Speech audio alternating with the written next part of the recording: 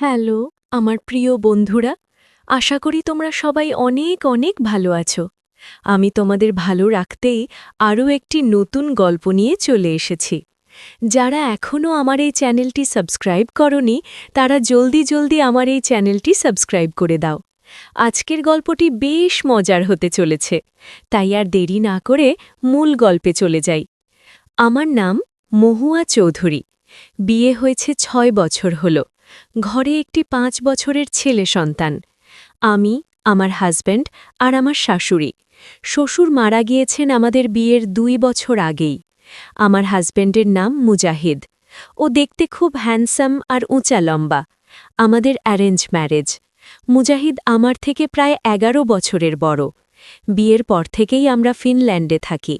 আমাদের সংসারে কোনো কিছুর অভাব নেই। সবকিছু নিয়েই সুখেই আছি। আমি আগে থেকেই টুকটাক বই পড়তাম, কিন্তু কখনো কোনো গল্প লেখা হয়নি। এটাই প্রথম। সারাদিন হাজবেন্ড অফিসে থাকে, ঘরের সব কাজের জন্য একটি কাজের মেয়েও আছে। হাতে তেমন কোনো কাজ না থাকায় বোরিং লাগে, তাই ভাবলাম গল্প লিখলে একটু সময় পার করতে পারব। তাই লিখতে বসে গেলাম। আজ আমার জীবনের প্রথম একটি ঘটনা শেয়ার করতে ইচ্ছে করছে। যদি আমার এই লেখা তোমাদের ভালো লেগে থাকে, তাহলে তোমাদের উৎসাহ পেলে আমার জীবনে ঘটে যাওয়া আরও গল্প লিখব। সময় ২০১০ সাল। আমি গ্রামের বাড়ি থেকে কলেজ শেষ করে ঢাকায় এসে অনার্সে ভর্তি হয়েছি। আমি ইডেন কলেজে পড়তাম ও ক্যাম্পাসেই থাকতাম। ইডেন কলেজের সম্পর্কে কম বেশি সবাই জানে, কিন্তু আমি অনেকটাই ভদ্র আর শান্ত ছিলাম। এ নিয়ে আমার অনেক বান্ধবীরা আমাকে পচাত, অনেক দুষ্টামিও করত। আমিও করতাম, কিন্তু ওদের মতো উচ্ছৃঙ্খল ছিলাম না। প্রত্যেকেই ৫-১০টা করে প্রেম করে, সপ্তাহে ২-৩ জনের সাথে তো করবেই, আর সেই গল্প এসে সবাইকে শোনাবে। কার বয়ফ্রেন্ডের কত বড়, কে কত বেশি, কত স্টাইলে, এসব নিয়ে অনেক মজা হতো। আমিও চুপচাপ বসে বসে শুনতাম আর হাসতাম। আসলে আমার এসব বিষয়ের পূর্ব কোনো অভিজ্ঞতা ছিল না, কখনো তো হয়নি, বরং নিজে নিজেও কখনো কিছু ইউজ করিনি। তবে কলেজে থাকতে একবার আমার এক আঙ্কেলের অ্যান্ড্রয়েড ফোন দেখতে গিয়ে ভুলে ভিডিও চালু হয়ে গিয়েছিল। পাশে কেউ না থাকায় লজ্জা পাইনি, বরং ইন্টারেস্টিং লাগায় রুমে গিয়ে পুরো ভিডিওটি দেখি। ভিডিওতে একটা ছেলে আর একটা মেয়ে, আর পাশের সোফায় বসে বসে আরেকজন একটু বয়স্ক মতন তাদের দেখছে আর হাত। অনেক পরে জানতে পারি যে এটাকে এই বলে। ভিডিওটি ৬ মিনিটের ছিল। শেষ হলে আমি আবার ফোন নিয়ে আঙ্কেলকে দিয়ে আসি। মুচকি হেসে চলে আসি। তখন আমার কেমন কেমন লাগছিল, আমার কুটকুট করছিল, তাই ওয়াশরুমে গিয়ে পানি দিয়ে কিছুক্ষণ, এরপর ঠিক হয়ে যায়। কিন্তু তারপর আর কখনো দেখব না বলে শপথ করি। শুনেছি এগুলো শুধু শুধু ছিলরাই দেখে। ইডেন কলেজের এক ক্লাসমেট এবং রুমমেট, নাম সুমি, আমার বেস্ট ফ্রেন্ড। আমরা একই বিছানায় ঘুমাই। আমাদের রুমে ২টা বিছানা, মোট ৪ জন আমরা এক রুমে থাকতাম। বাকি ২ জন ছিল সিনিয়র আপু। সবাই মিলে হাসি ঠাট্টা আনন্দ মজা করতে করতে সময় চলে যেত। প্রায় ৩ মাস পরের ঘটনা। সিনিয়র আপুদের ফাইনাল এক্সাম শেষ, তাই তারা বাড়ি গিয়েছে। আমি আর সুমি রাতে রুমে একাই ঘুমাবো। খাওয়া দাওয়া শেষ করে আমি একটা গল্পের বই নিয়ে পড়তে থাকি। এমন সময় সুমি আমার পাশে চেয়ার টান দিয়ে বসে আর আমার কাঁধে হাত দিয়ে বলে, "কিরে মহু, কি পড়ছিস?"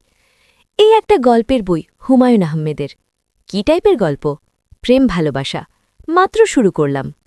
ধুর বোকা, এসব প্রেমের গল্প পড়ে সময় পার করলে হবে? লাইফে চেঞ্জ। এই স্বাধীন জীবনে একটু নতুন কিছু স্বাদ নেয়ার চেষ্টা কর। তুই তো এখনো ব্যাকডেটেড হয়ে আছিস।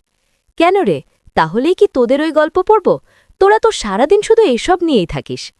ভালো একটা কথা মনে করিয়ে দিলি। চল ওই গল্প পড়ি। মানে বুঝলাম না। আরে মানে খেলার গল্প।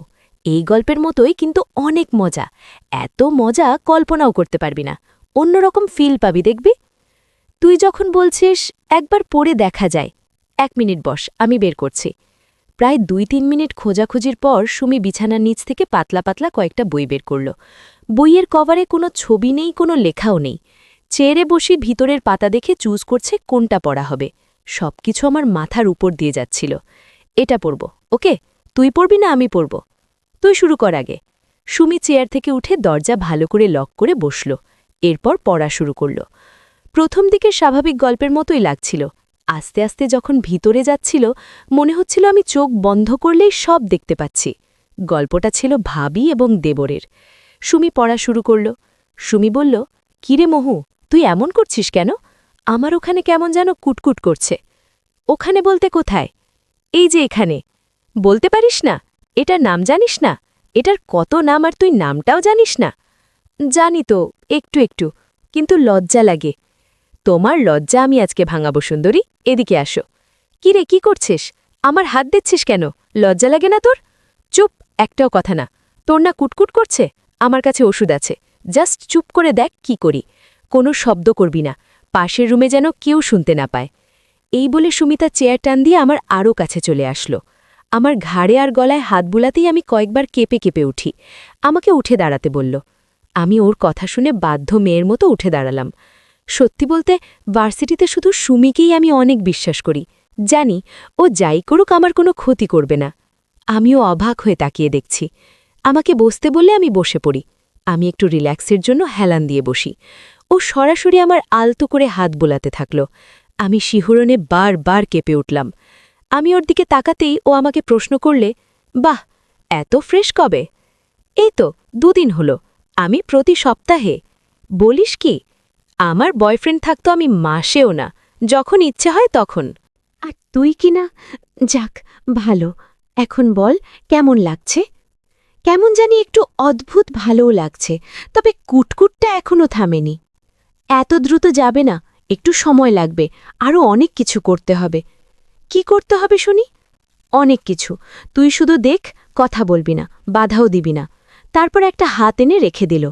আমার ভালো লাগা ক্রমশ বাড়ছে। অদ্ভুত এক অনুভূতি। আমি নড়াচড়া শুরু করে দেই। খুব ভালো লাগছিল। আমি চোখ বন্ধ করে বড় বড় নিঃশ্বাস নিচ্ছিলাম। এমন আগে হয়নি। হুট করে সুমি হাত সরিয়ে নিল। কি রে, কি হলো? আমার তো ভালো লাগছিল, হাত সরিয়ে নিলি কেন? শুধু তোর ভালো লাগলেই তো হবে না, আমারও ভালো লাগতে হবে। এবার সেম এই কাজটা আমার সাথে তুই করবি। আমি পারবো না। কেন পারবি না মহুয়া? আমি তোর জন্য চকলেট আনলে তুইও আমার জন্য চকলেট কিনে দিস। ঝালমুড়ি খেলে 2 জন শেয়ার করে খাই। আমি তোর ম্যাথ সলভ করে দিলে তুই আমার ইংরেজি গ্রামার বুঝিয়ে দিস। সবকিছু পারলে এটা কেন পারবি না? তুই আমাকে বন্ধু ভাবিস না, তাই তো? সুমি প্লিজ, আমি তোর জন্য সব করতে পারি, কিন্তু এটা আমার কাছে কেমন লাগছে, কখনো তো করিনি। আজ করে দেখ, ভালো লাগবে। Trust me. I trust you Sumi. Okay, I will do it for you. এই কথা বলতেই সুমি চেয়ার থেকে উঠে গেল। আমাকেই টেনে তুলল, বিছানায় নিয়ে গেল। আমি দেখছি আর মুচকি হাসছি। আমি আনন্দে ভরে যাচ্ছিলাম। এমন অনুভূতি আমি আগে কখনোই পাইনি। আমি আর কোনো কিছুতেই বাধা দিলাম না। লক্ষ্মী মেয়ের মতো ওর কথা শুনছিলাম। হঠাৎ একদিন স্যার আমাকে জিজ্ঞেস করল, মহুয়া, তোমার কি কোনো রিলেশন নেই? আমি আচমকায় প্রশ্নে ঘাবড়ে যাই। আমি থতমত হয়ে উত্তর দিই, জি জি না না স্যার, আমি কোনো রিলেশন করি না, এসব আমার পছন্দ না। স্যারের পাল্টা প্রশ্ন, তাহলে কি পছন্দ শুনি? আমি চুপ হয়ে আছি। স্যার প্রশ্ন করছে আর তার টা আমায় ছুঁয়ে দিচ্ছে। এদিকে চা হয়ে এসেছে। আমি চা নামাতে একটু সামনে সরে যাই। স্যারের স্পর্শ থেমে যায়। চা নামিয়ে 2 কাপে ঢাললাম, দুধ আর চিনি দিয়ে নাড়লাম। একটা চায়ের কাপ হাতে নিয়ে ঘুরে স্যারকে বাড়িয়ে দিলাম। স্যার হাতে নিয়ে চুমুক দিচ্ছে। আমি নিজে তাকিয়ে দেখলাম স্যারের। আমি চোখ সরিয়ে স্যারকে জিজ্ঞেস করলাম, স্যার, কেমন হয়েছে চা? সব ঠিক আছে, কিন্তু কি স্যার? আমার দুধ লাগবে। আচ্ছা স্যার, দিচ্ছি আমি। ওই দুধ না। এই কথা বলেই স্যার চায়ের কাপটা রেখে চলে আসে। আমার পিছনে দেয়ালের সাথে পিঠ লেগে যায়। আমি চোখ বন্ধ করে ফেলি। জীবনের প্রথম সত্যি ভোলার না। আমিও আর দেরি বা ন্যাকামো না করে রেসপন্স দেওয়া শুরু করি। এভাবে প্রায় 2-3 মিনিট চলতেই থাকল। আমি প্রায় পাগলের মতো হয়ে যাচ্ছিলাম। স্যার আমার দিকে তাকিয়ে, হ্যাঁ, এগুলোই আমার চাই, দিবে আমাকে? আমি একটু হেসে দিলাম, বললাম, জি স্যার, আপনি চাইলে সব কিছুই পারেন, কিন্তু একটা বাধা আছে যে। স্যার বললেন, কিসের বাধা? আমি বললাম, এই যে এটা, উপর দিয়ে তো আর পারবেন না। তারপর আমাকে নিয়ে রুমে চলে গেলেন। এরপর আর কি কি হয়েছে তা জানতে আমার এই চ্যানেলটি সাবস্ক্রাইব করে দিও। ভিডিওটি ভালো লাগলে একটা লাইক করে দিও। আর তোমরা কেমন গল্প শুনতে চাও তা আমাকে কমেন্ট করে জানিয়ে দিও। তোমরা সবাই অনেক অনেক ভালো থেকো।